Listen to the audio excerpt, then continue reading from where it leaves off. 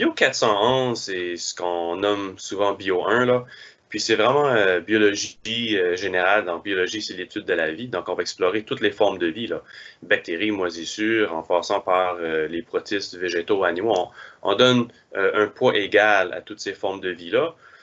Puis après ça, on va explorer là, la classification de ces formes de vie-là, microscope, laboratoire, démonstration. Fait que le cours, en gros, c'est quelque chose comme ça, en passant par toutes les cellules qui existent, genre.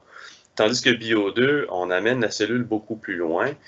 Je te dirais même, c'est comprendre vraiment la cellule humaine, comprendre l'évolution dans son sens général, mais après ça, appliquer à l'humain.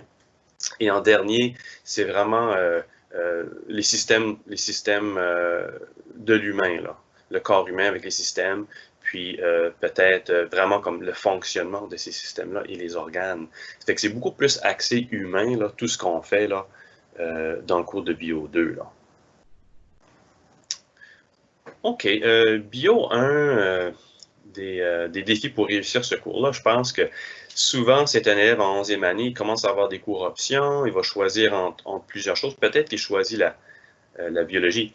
Puis, ce qui va être peut-être plus difficile ou un défi pour l'élève en bio, particulièrement si on compare avec la physique ou la chimie, là, typiquement, là, c'est le vocabulaire.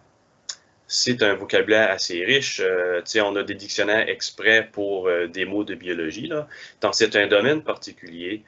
Puis, il faut lire et relire souvent pour que ces mots-là, ce vocabulaire-là, on trouve le sens dans le contexte de l'étude de la vie. Et puis, on peut comprendre mieux là, les discussions qu'on a en classe autour de ça.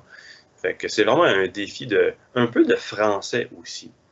Tandis que, disons, en chimie puis en physique, si tu as toujours fait de la maths, on va dire, peut-être tu as déjà un vocabulaire de travail où tu peux mettre tes idées sur papier, alors qu'en biologie, il faut être un petit peu à l'aise avec le français, là, puis pas gêné de mettre sur papier nos idées. Là.